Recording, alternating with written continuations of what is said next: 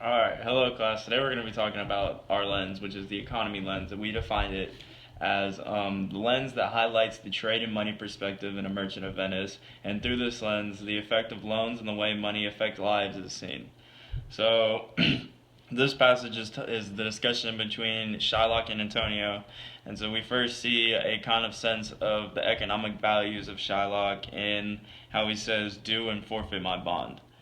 So I'm gonna write a little something real quick about how he says he doesn't want the forfeit of his bond, which is his money, his savings and all of that. He didn't want to make a deal that was gonna forfeit his bonds.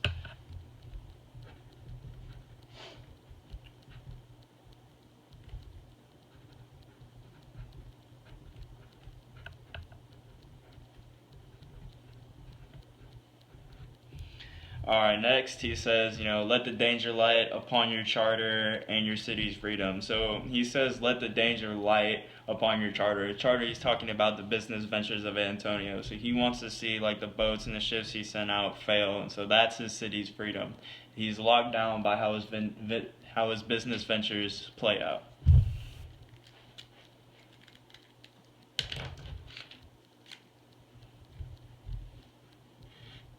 I'm gonna write this down real quick.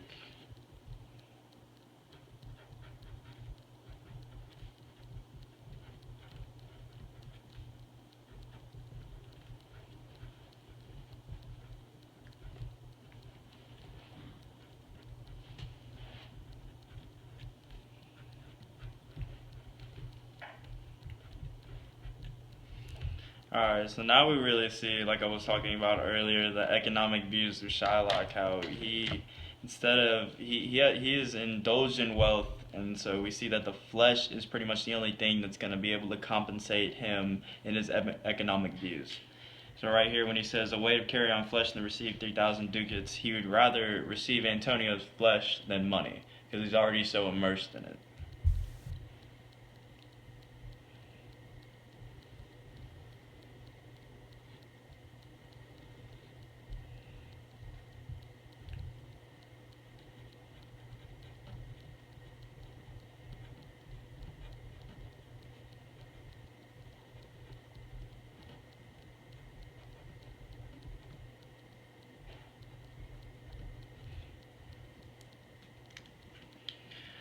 Alright, so the next part we go down to is we talk about how he said he is pleased to give 10,000 ducats, and again, this is just talking about how Shylock is one of the really wealthy citizens, much like many of the other merchants in Venice or the other citizens.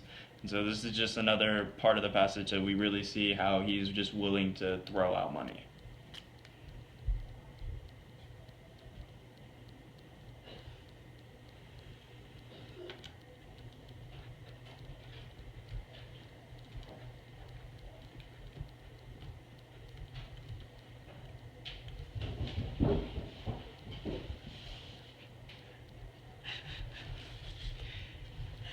Alright, so now that I've written that, this whole last section, we really see that Shylock's not going to be made happy by just straight money. As I said earlier, when he's talking about the flesh, his economic views, they're not going to bring satisfaction to him because he's already so immersed in money.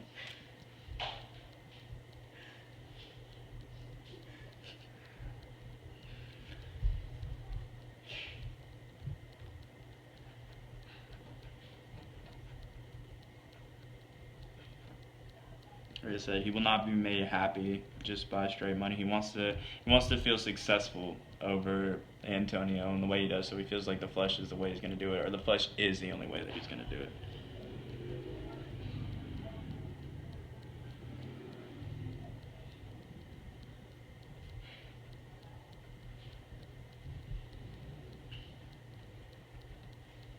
So this next part is a conversation between Shylock and his daughter Jessica about Antonio.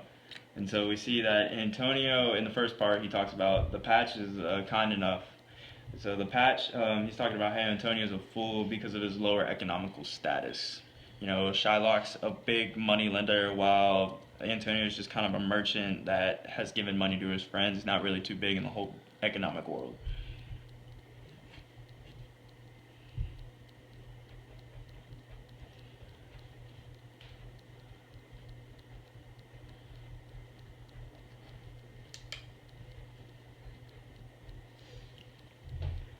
Alright, so he calls him a huge feeder, a snail slow in profit, and how he sleeps by day.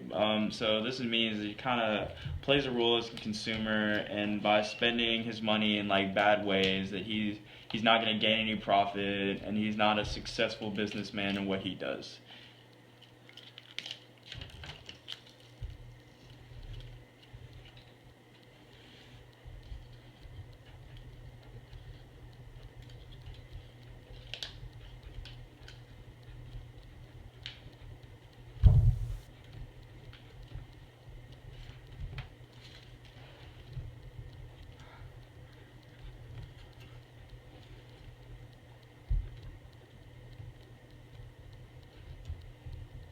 All right, so the next part, he talks about how drones hive not with me. So in this part, he's talking about how that people don't want to be like kind of like bees, all in a systematic way. That they're not gonna they don't hive with him. As like I said, he's higher in economic status. He's above them. So even the drones, which are kind of higher status bees, don't even get to be on his level. And in this, we're talking about Shylock.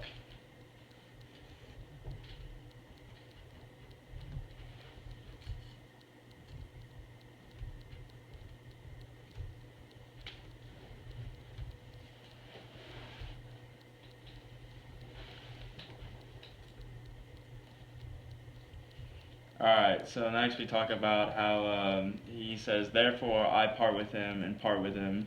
He's not going to work with him. He's just like I said, Shylock believes he's beyond himself. He doesn't need to do it. He's too high of an economic status to deal with the people that are lower class, especially Antonio, where he doesn't really view as an equal just because he's the more successful businessman.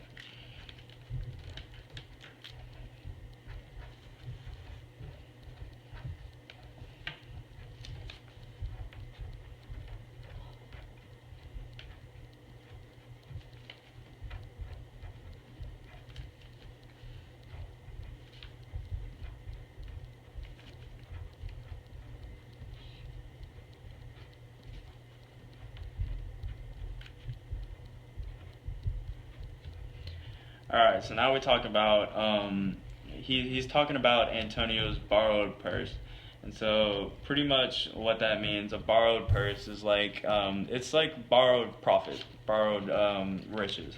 So it's not really his. And that's the whole thing that comes with these business ventures that Antonio gets himself into, is he's expecting to gain more profit, but it's really just kind of borrowed money from a different place.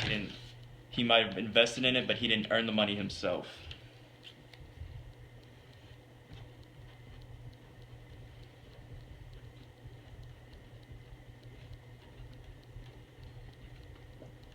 Antonio earns money in a gamble is really like the whole essence of it.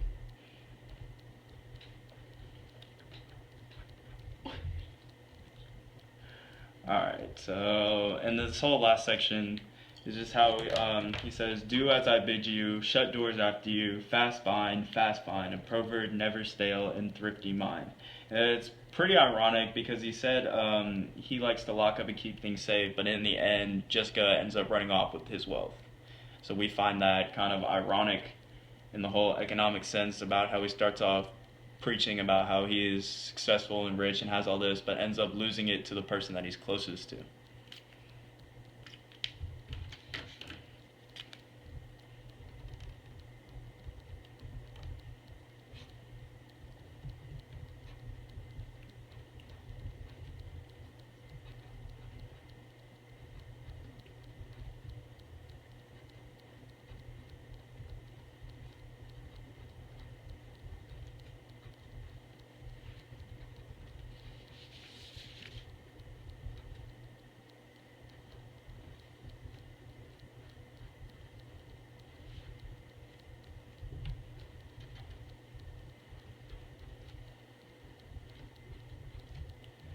All right.